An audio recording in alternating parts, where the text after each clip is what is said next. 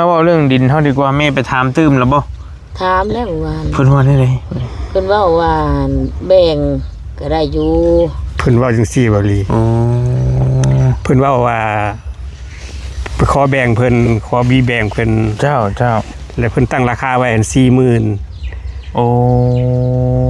เพิ่นก็รับปากว่าเพิ่นว่าสิแบ่งให้ตั้งราคาไว้ 40,000แล้วแต่ว่าดินจะกว้างจะฮ้อมันยังบ่ฮู้จักต้องไปเบิ่งอีกนะแต่เพิ่นว่าเพิ่นสิแบ่งให้เพิ่นจะได้ 50,000แล้วแต่ว่ามันบ่มีขอเพิ่น 40,000ขอตั้งราคาไว้ 40,000โอ้เอาถือว่าได้ขอสรุปแล้วแล้วก็บัดนี้แล้วก็ดินกับเฮามื้อนี้เฮามาแจ้งข่าวดีเพิ่มเติมมีเอื้อยใหญ่ใจดีเพิ่นฝากเงินมาซอยเจ้านั้น 5,000 บาทเด้อ 5,000 บาทมาซอยซื้อดินให้เจ้ามีแต่เงินนั่นรวมข่าวของเฮารวมกับบ่เตียงน่ะมีอยู่ 25,000 แล้วถ้าว่า 40,000 มันก็ยังอยู่ 15,000 บาทนี่ยังเหลืออยู่ 15,000 บาทสำหรับเงินซื้อที่ดินแล้วนี้พี่น้อง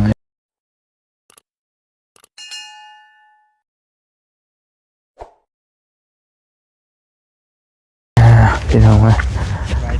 เดี๋ยวสวัสดีสวัสดีโดยไปรถเจ้าเดี๋ยวจังมาก็ได้ทางแม่เรากำลังไปตักน้ำเนาะพี่น้องเอ้าเบิ่งขอมาพี่กันด้วยจังหน่อยใช่ได้เด้อมาเบิ่งเราตั้งน้ำก่อนสันนะผมเคยเห็นจักเทื่อพี่น้องเลยพอดีแล้วเราหาบน้ำบ่เอาทักทายสบายดี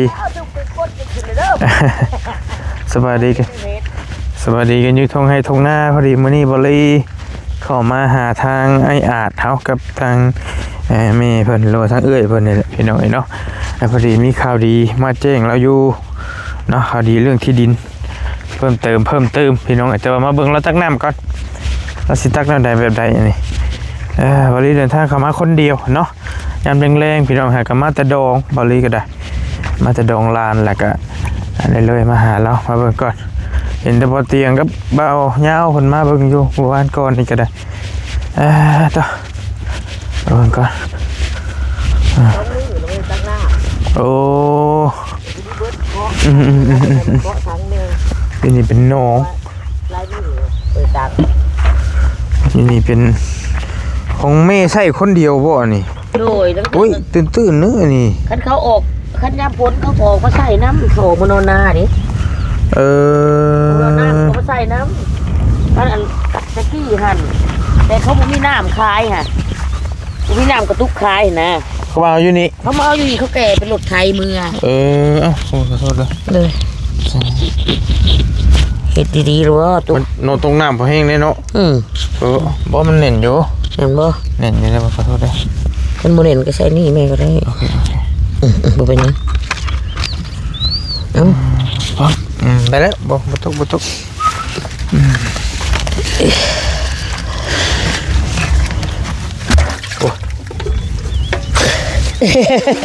เหี้ยมันตกบ่โอ้มันตื่นจักท่อนี่เจ้า3เด้อ2 3 4ท่อโดย4ไผเป็นคนเฮ็ดไว้ทำบิดทำบ่ทำบิดทำบ่กับผู้เจ้าหน้าเขานี่แหละผู้เจ้าหน้าเขาก็แบบเขาคนมีแน่เนาะเจ้าเขาก็สิให้คนมาขุดให้เจ้าแล้วก็บัดนี้หันพังครบนึงให้ก็ว่าอันผู้ซื้อแอร์เด้ก็อยู่คุ้มซองเดียวกันนี่แหละเราเป็นทหารอยู่ค่าย19เจ้าแล้วเราก็มาขุดนะแบบสิเป็นว่าเราก็มาใส่น้ำอยู่ดีเด้ตะกี้แล้วก็พ่อแม่เราก็มีหน้าอยู่หั่นเด้แล้วก็เลยมาเห็นบ่อน้ำมันไหลเนาะมันซึมเนาะโดยเขาก็เลยมาขุดคือสิแม่นก็หักแต่ว่าแต่แม่เกิดมาหักเห็นโลดก็สิเป็นบ่อเล็กๆน้อยๆหั่นแหละแต่มันมีน้ำแล้วไปต่อมากับผู้เจ้าหน้าเขาก็สิว่าเห็นเขาขุดแล้วก็สิแม่นเอาท่อยังมาใส่แล้วก็ขุดลงตื้มนะตามว่ามันมีหอนยามใดนี่มีเบิดหอนอันพุ่นและหอนตลอดเลยหอนยามหน้าพุ่นหอนยามหน้าแล้วก็ยามหน้าให้ก็ยืดตักแต่ว่า2 ปีนี่แหละปีกายนี่ก็ช่วงเดือน3นี่เฮาตักลงไปนี่ซ้ำนี้นี่ ตักลงไปแล้วซ้ำนี่ตื่นเช้าเขามาตักเนาะสมมุติว่าเขาก็ยื้อเอาปีนี้แหละมันบกลงหลายปีกายก็บกลงหลายฮอดเดือนหาแล้วก็ได้ยอดเสือกเอา ยามฝนนี่มัน น้ำฝนก็ตักเต็มตลอด ตักเอาเลย ยื้อตักเอาเลย อันนี้ก็ทำไปแค่ยาวนี่ก็ได้เลยนี่ ได้เลย กลมๆอะไรจังหน่อยโอ้ ก็เป็นอันบังเอิญนี่ว่าแม่ก็ได้เพิ่นก็ช่วยอยู่น้ำในกับผัดว่าปกตินี่เนาะจังสิไปกินอยู่ใช่แล้ว อันนี้น้ำกิน จังไปกินใส่ไปใส่ใช่แล้วกินอยู่นี่ละ น้ำกินน้ำอาบ โดย น้ำใช่บ่ทันซะ โดยเบิดครบ อยู่ใน ชุด นี่เบิดเลย โดยครบชุดลูก เพิ่งแล้วเอามือชามทางเลยบ่น่ะ เอาไว้ ตอนนี้เอาไว้บ่เดี๋ยวว่าสิหิวไปโอ้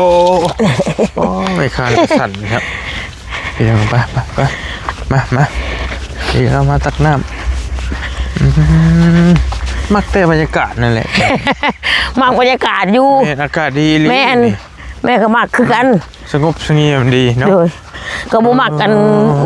อันนั้นไปได้ดอก โดย ปกติก็คันสิว่าอันนั้นแล้วก็พออยู่ได้นะ เจ้า บ่ได้พออยู่ได้แล้วก็มัน70-80%พุ่นแล้ววะมันก็อยู่ไปแล้วก็เคยเห็นได้ลูก โดย เคยแล้วเฮาอยู่ไปแล้วก็เคยแล้วก็มันก็ธรรมดาได้แหละก็บ่เป็นหยังก็ธรรมดาก็ว่าสิย่านนั่นย่านนี้อู้ยเฮาบ่คิดดอก มันบ่ได้ว่าไกลบ้านและก็บ่ได้ว่าใกล้ ก็พอดีพองาม ดีพองาม ธรรมดาเฮาเคยอยู่ชนบทเนาะ แม่ เฮาเคยอยู่กับทุ่งไร่ทุ่งนาแล้วแต่เกิดมาเฮาก็ต้องเป็นแบบนี้แล้วก็ถือว่าสบายเลยนะอยู่แบบนี้ก็ถือว่าสบายอยู่ โดย หากก็โตเฮาคิดไปหั่นเฮาคิดบาดเฮาเจ็บเฮาไข้เป็นบ่ได้ ไปยากมาเนี่ย แม่นแหละมันคือท่อตัวนี้นะเสียคือนั่นเขาไปอยู่ในบ้านในเมืองอะไรล้อกอะบ่ก็ธรรมดาอยู่คือบ่น้อยใจตอนเจ็บไข้แหละเท่านั้นแหละคันว่านักหลายหว่านั่นแหละ เรามา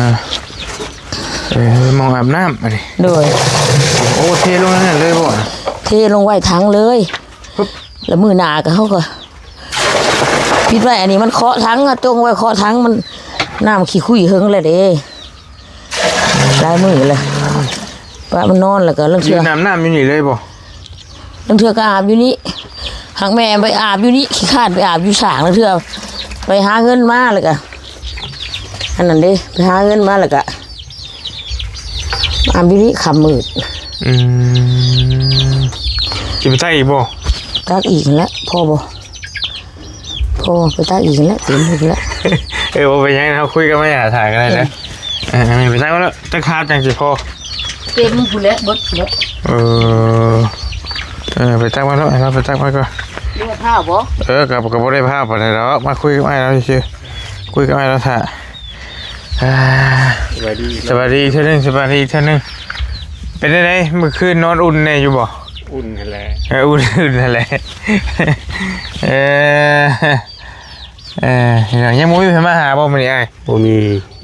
บ่รีบคนแรก บ่มันก็ไผก็ยากเวียกยากงานนี่มันงานดอง โดย ผู้ใดก็ได้นี่คือเนาะเฮือนซานลาวขอย้ำอีกทีนึงพี่น้องเฮือนที่พักอาศัยก็เฮือนอะไรเอาว่าง่ายๆยันว่า FC ปีเพิ่นติดตามมายันเพิ่นบ่จักอันนี้คือเฮือนเราที่อ้ายเราอยู่กับเอื้อย2คนว่าซั่นเอานี่ดึงไม้บ่เฮ็ดไม้บ่นี่ก็มีเชือกดึงบัดนี้พี่น้องเอ้ย เอาไม้แนบตั้งแต่ซีแล้วก็ดึงจองไว้เดียวเลย โดยเราอยู่นี่กัน2คนเอ้ยน้องว่าซั่นสิพักอาศัยอยู่ที่ดินคนอื่นเนาะว่าซั่นซะกินข้าวแล้วบ่มื้อนี้อ้าย กินนี่วางยานี่บ่ กินกับหยังน่ะ กินกับต้มไข่ โอ้ยกินกับต้มไข่จักหน่วยกินเท่านึงฮะ ผู้ละหน่วย2หน่วยเพิ่นซั่นแหละ เห็นไหมลาบชิ้นกินได้อยู่บ่โอ้ก็ได้แหละเนาะเขียวก็ยังเฮาก็ยังดีอยู่ โดย มันบ่ได้มีหยังผิดนะบ่ง่ายๆก็ได้เนาะเท่าเนาะ โดย กินได้ทุกอย่างว่าซั่น โดย พี่น้องเอ้ยเรา บรีกินข้าวมาแล้วบ่ กินมาแล้วเฮาน่ะ โดย กินมาแต่ขึ้นดองเราเองนี่เป็นคนพิการทางแค่วันกำลังเริ่มนะคือพี่น้องหูจะสั่นดอกเด็กมันกว่า ป้าไอ้รบกวนมาหม่องเก่าหม่องเดิมครับพี่มะขอโทษนะ โอ้ย มาหม่องข้างหน้าพี่บรรยากาศมัน หมอง ดีนะ เก่ามัน นั่งง่ายดิ แล้วมานั่งอยู่นี่กันพี่น้องนั่งคุยกันมาพี่น้องมาโอเค สบายดี สวัสดีอีกทีนึง รอบหนึงเด้อ สวัสดีอีกรอบหนึ่ง สบายดีอีกรอบหนึง โอเคพี่น้องเอ้ยมานั่งคุยกันนี่มันง่ายนี่ต่อกินข้าวจักเทื่ออะไรมานี่ สองเทื่อ สองมื้อเช้านี่เด้ มื้อเช้านี่กินกับลาบซีนเบาเตียงเอามาให้เลย ยังอยู่ฉันบ่แต่ว่านี่บ่ โดย มันอากาศเย็นนี่บ่ดี ประหยัดดีนี่เนาะมียกโป้อีกไผนี่ไผ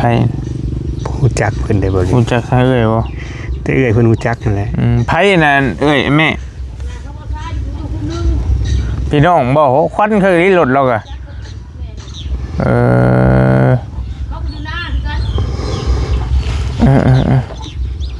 ควันกุบจะแม่มานี่จักหน่อยนี่เด้อมานั่งน้ำนี่จักหน่อยนี่เดี๋ยวมานั่งน้ำนี่จักหน่อยนี่เดี๋ยวสิไปป้าแล้วสิไปเวียกต่ออยู่พี่น้องเอ้ยต่อใครอยู่อากาศมันบ่ร้อนบ่หนาวมื้อนี้ก็ได้ อื่น พี่น้ ก็ อง เบิดแล้วบ่เขาว่า มือเอามือสิฮ้อนบ่บัดนี้ ฮ้อนแล้ว เบิดมือแล้วมันฮ้อนบัดนี้ โดย เอาสร้างว่าแท้คือฮู้เบิ่งข่าวบ่ วันที่9เพิ่นเขาว่าวันที่9 อืมเป็นอย่างนี้เนาะวันที่9โอ้ยบุกเกี่ยวกับงามกับขี้ไร่นะมาลอดคนดูคนมันนั่นแหละบไม่ได้เกี่ยวกับคนนั้นเนาะเนาะ หาคุณจีปะ ก็มีนางโตก็ไม่อ่านก็ได้นั่งกันเท่ากันนั่นแหละ ยังมัน ที่เก่าที่เดิมเนาะคือเก่า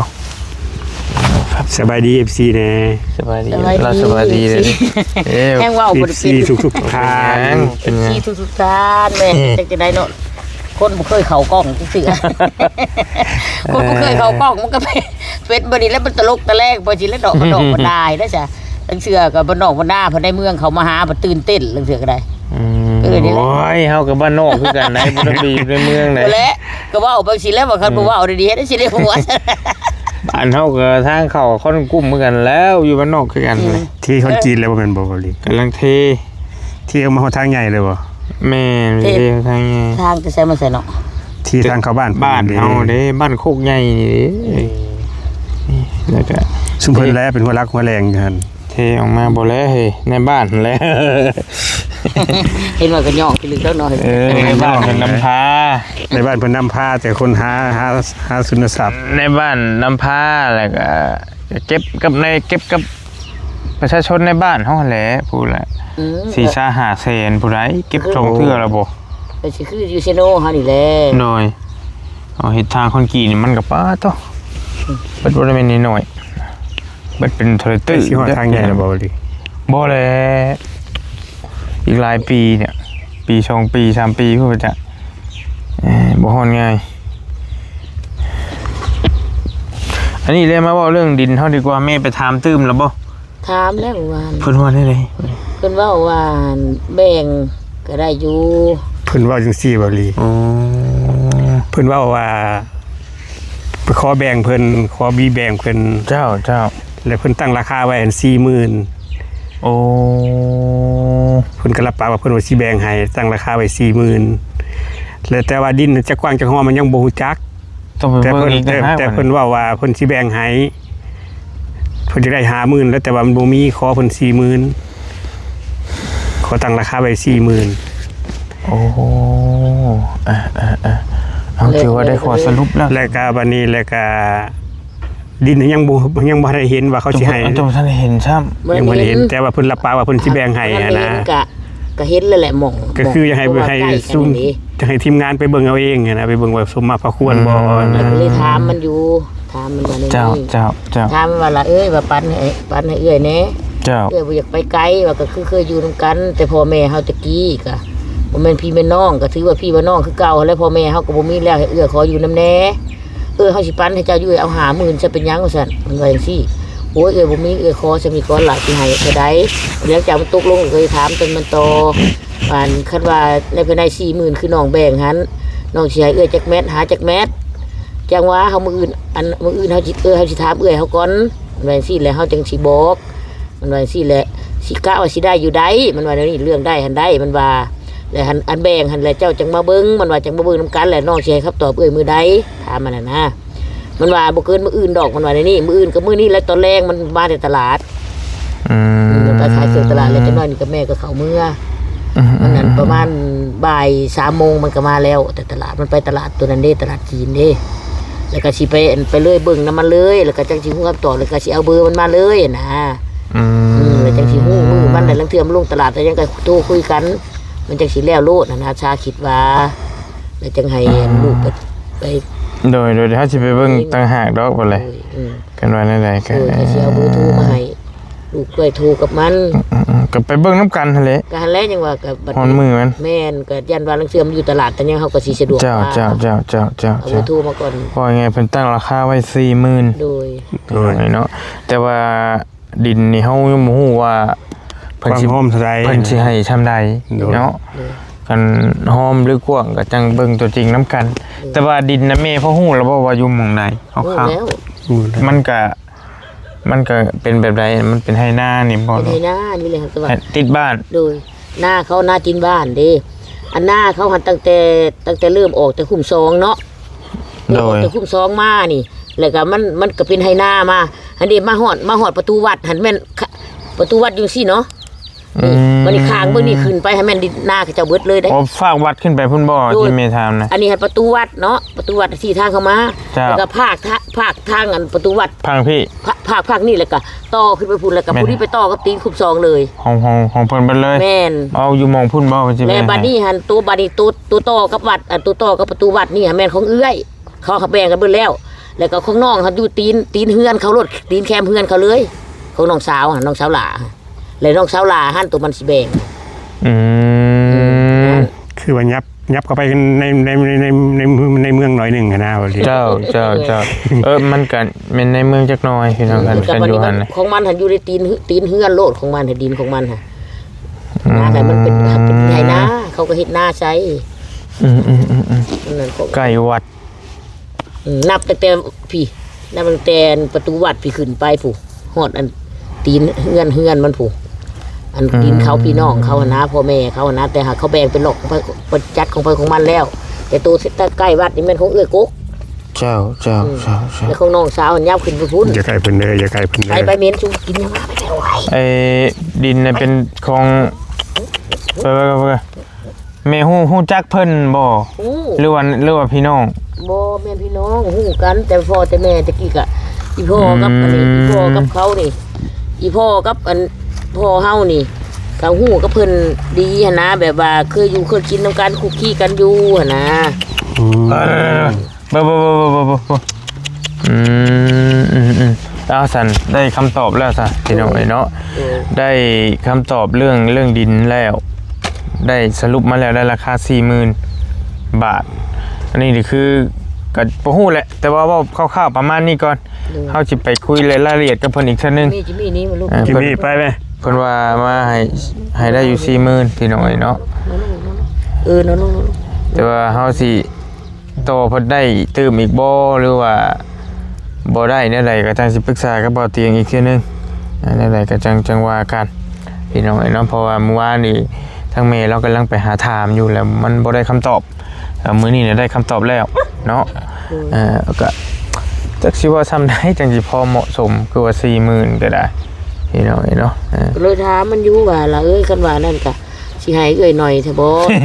ก็ว่ามันอยู่มันว่าบัดนี้คันว่าหน่อยแท้ก็มันก็สิบ่พอ ซ้ำปุกตูบปุกหยังที่บ่คันว่าก็อย่างน้อยก็ให้พ่อได้ให้เอื้อยเฮ็ดลูกของลูกไก่แน่น้อยหนึงก็บ่ได้บ่เฮาสิเบิ่งอยู่ดอกเอื้อยมันเลยว่าซี่นะเฮาก็บ่อันนั้นบ่ได้ดอกมันว่าหากเฮาถามเอื้อยเฮาจะก่อนแน่มันว่าจังซี่เรื่องให้หันเฮาให้อยู่แล้วมันว่าจังซี่นะก็สิบ่ได้บ่เขาเว้าซะนี่เนาะเขาก็ให้กำลังใจเฮาอยู่นี่ ก็จังไปถามเพิ่นไหมดินมันเฮ็ดใบตะดินได้บ่เฮ็ดใบซื้อขายได้บ่คักแน่คือฮู้กันนั่นแหละต้องเฮ็ดใบซื้อขายเฮ็ดใบตะดินได้บ่บัดเลยอย่างน้อยต้องมีใบซื้อขายนะมีคนเซ็นขายคนเซ็นซื้อสิบ่ได้บ่เพราะว่าดินแต่รักแต่พ่อแต่แม่เขาก็แบ่งกันเบิดแล้วเขาก็บ่มันต้องได้หั่นแหละเขาก็บ่เคยโซเคยทนกันเขาก็บ่ได้เคยคิดเคยให้ก็ได้น้องนึงแต่ว่าถ้าซื้อแบบว่ามันก็สิบ่น่าเกลียดปานนั้นดอกพี่น้องในเมืองเนาะเพิ่นก็สิจักกันดีอยู่ดอกมันปกติก็พ่อเขาแต่เขาลุงเข้าป้านะลุงเข้าป้าเขาก็ยกเจือมีหยังก็แบ่งกันแต่เข้าตะกี้โดยตะกี้ก็นับถือกันเป็นพี่เป็นน้องนะในบ้านเฮือนในบ้านอยู่ใช้สังเกตในบ้านฮะก็อยู่ปไกลแม่ก็ฮู้จักกันอยู่บ่กับในบ้านโอเคดีแล้วซะเพราะว่าคันเฮาได้ชื่อดีก็ต้องให้ในบ้านเพิ่นแหละมาแทกมาหยังนำกันข้างนี้แหละพี่น้องเอ้ยนี่คืออ้ายเห็นนั่นแหละอ้ายก็น่าจะพอเห็นอยู่เว้าให้เอ้ยฟังแล้วคร่าวๆแล้วมึงว่าก็ต้องให้อำนาจการปกครองเพิ่นมาเบิ่งนำข้างนี้แหละพี่น้องต้องซื้อตรงเส้นหยังข้างในบัดจังสิเป็นการซื้อการขายซั่นซะเอาแล้วจังว่ากันแม่ไปถามตื้มก็ได้เด้อคันได้เข้าไปว่าเฮ็ดใบตะดินได้บ่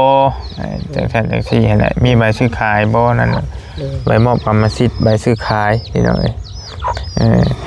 กับเฮามื้อนี้เฮามาแจ้งข่าวดีเพิ่มเติมมี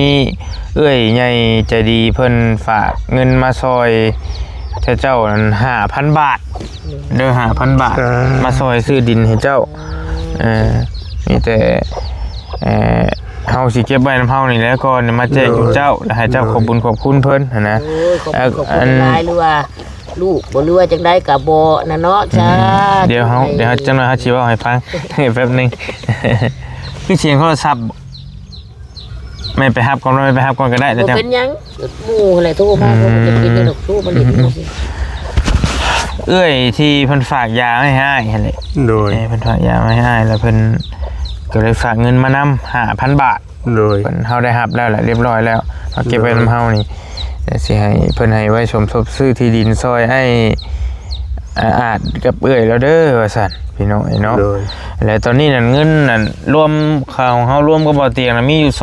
25,000 แล้วถ้าว่า 40,000 มันก็ยังอยู่ 15,000 บัดนี้ยังเหลืออยู่ 15,000 บาทสำหรับเงินซื้อที่ดินแล้วนี้พี่น้องไอ้เนาะก็ยังบ่หลายไปได้แล้วบัดนี้ยังเหลืออยู่ 10,000 กับ 5,000 บาทถ้าสมมุติว่าที่ดินมัน 40,000 ถ้วนคือแม่เราเว้านี่นะมันก็เหลืออยู่10,000ปลายบัดนี้ก็เหลือบ่หลายแล้วพอบ่เตียงน่ะมีเอื้อจะดีเพิ่นฝากมาก่อนหัน10,000และบ่เตียงบิเอาเงินบิแบ่งเอาเงินของน้องสิงไส้ที่ปากใหญ่ๆน่ะโดยอ้ายก็น่าสิเห็นเงินเพิ่นเหลือบ่เตียงก็เลยบิมาซอยเจ้าเห็นว่าเจ้าน่ะอีบาปเจ้ากับเอ้ยอยากให้เจ้าได้ที่ดินอยู่หั่นน่ะก็เลยไปขอเพิ่นว่าบิมาซอยเจ้าเราก็เห็นดีนำเราก็ซอยแล้วก็อยากต่างซอยกันนั่นแหละเราโดยพี่น้องเพราะว่าตอนแต่ก่อนหันบ่เตียงกับบิเงินทางอื่นมาซอยน้องสิงไส้ต่อไอ้น้องสิงไส้แล้วก็บิมาซอยเจ้าต่อนะบิโดยต่อบุญส่งบุญกันไปพี่น้องวันนี้รวมกับของบาลีมันก็ได้อยู่ 25,000 บาทแล้วเนาะซื้อที่ดินแล้วจังว่ากันพี่น้องเอ้ยเนาะมีแต่เพิ่นซื้อว่ามันกันนะบาลียันว่าผิดอีกมื้อนึงก็เบิ่งมันกันสิเบิ่งลายเอ้ยมันก็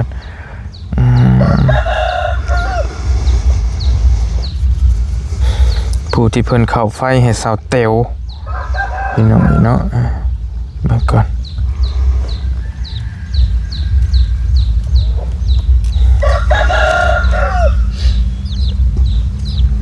อยู่เยอรมันอยู่ประเทศเยอรมันพี่ชื่อพรทิพย์เอื้อยพรทิพย์เพิ่นเป็นคนไทยเฮานี่แหละแต่ว่าไปอยู่ประเทศเยอรมันเนาะเพิ่นไปเฮ็ดงานอยู่พุ่น เพิ่นซื้อว่าเอ้ยพรทิพย์เด้อแม่เด้ออ้ายเด้อเพิ่นซื้อเอ้ยพรทิพย์เพิ่นฝากยามาให้อ้ายที่เฮาคุยกันว่านี่แหละเพิ่นฝากยามาให้แต่ว่ายังยายังบ่ทันฮอดก็เพิ่นฝากเงินมาให้ 5,000 บาทไว้ซอยเหลือเจ้าไปซื้อที่ดินมีแต่อยากให้เจ้านบมือกับเอื้อนกับแม่ขอบบุญขอบคุณเพิ่นแน่เจ้าว่าก่อนหรือว่าให้แม่ว่าก่อนก็ได้แม่ก่อนทุเด้อนางพรทิพย์เอ้ยพรทิพย์โดยเอื้อยบ่ก็แล้วแต่เอาคือว่าเนาะเจ้าเอาหรือว่านางพรทิพย์เนาะเจ้าแม่ก็บ่ทันเห็นเจ้าก็ขอบคุณนำโดยลูกบ่ลือเอื้อยก็ว่าไปเนาะโดยขอบคุณหลายๆเนาะที่เพิ่นฝากเงินมาช่วยเหลือพวกแม่นี่แหละพวกกับน้องชายนี่แหละเจ้าขอบคุณหลายๆให้อยู่ดีมีแห้งพบแต่เงินแต่คำหลายๆเด้อหลังมาที่มาพบแต่สิ่งดีๆเด้อเอ้ย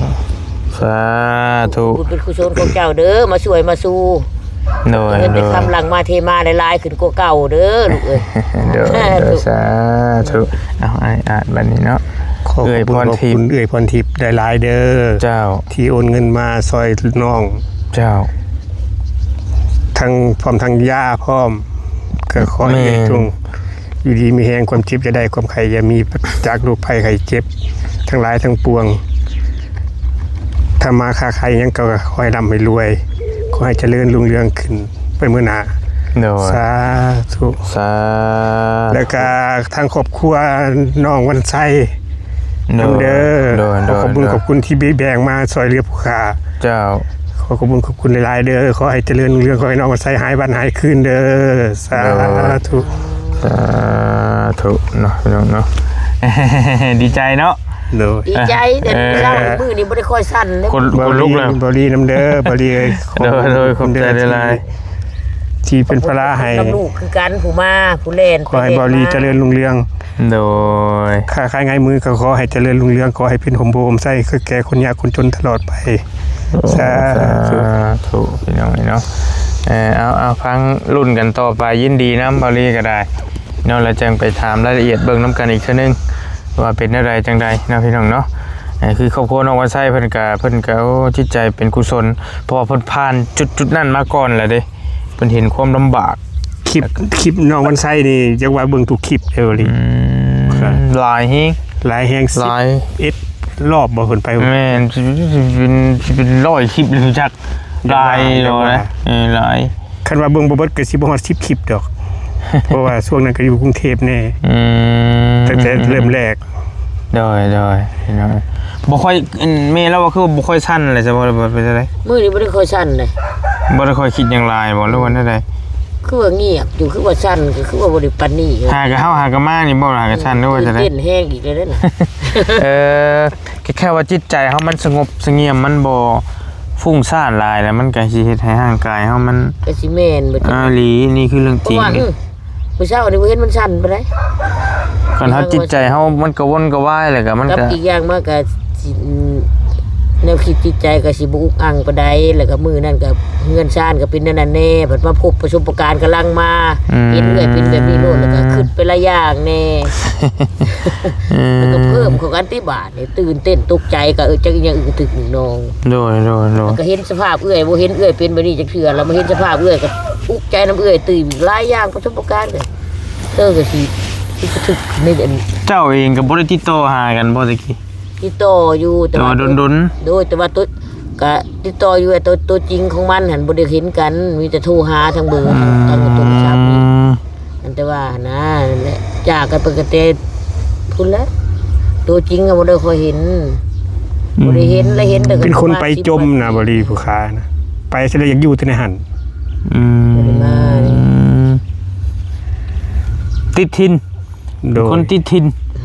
ภาษาธรรมะกะแล้วบัดนี้คันสิคิดแล้วก็บ่ติน้องดอกบัดนี้เฮือนซ่านผู้พ่อของแม่ของนี่ก็บ่มีแล้วก็มาก็จักเอื้อยสิอยู่แบบใดแล้วก็เคยแล้วก็กระเทินอยู่ไปแล้วก็อยู่ไปนะก็คิดว่าครอบครัวมันแล้วเอื้อยก็จักเป็นได้สภาพการเท่านั้นแหละก็มันบ่จำเป็นแล้วก็สิบ่มานี่แหละก็บ่ติแต่น้องแหละบัดนี้คันแล้วข่าวมาก็เฮือนซ่านเขาก็บ่มีแล้วคือเฮาเว้าอารมณ์กันนั่นแหละมันเอื้อยก็ไปมีครอบครัวอย่างเลยมันก็สิอยู่ไปแล้วก็อยู่นะคิดว่าหากโทรหากันดุอยู่ โอเคพี่น้องเอ้ยไปมีแต่เฮาสิไปเวียกป้าก่อนเด้อบัดนี้เด้อ โดย เนี่ยใดก็จังสิประสานกับบ่เตียงไหม โดย บ่เตียงเพิ่นบ่ฮู้ว่าสิมาได้หรือบ่มื้อนี้เพราะว่าเพิ่นบ่ได้นอนเลยเมื่อคืนเบิดคืนไปงานดองน้ำหลานดองหลานเฮาก็ได้ โดย หลานเพิ่นแต่งงานก็ ขอบ ไป คุณ FC หลายๆเด้อที่ส่งกำลังแรงใจมาให้ผู้ค้า โด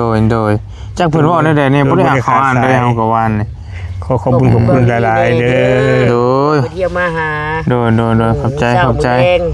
ดีมีแฮง ขอบใจหลายๆโดย ปลอดภัยสุขภาพดี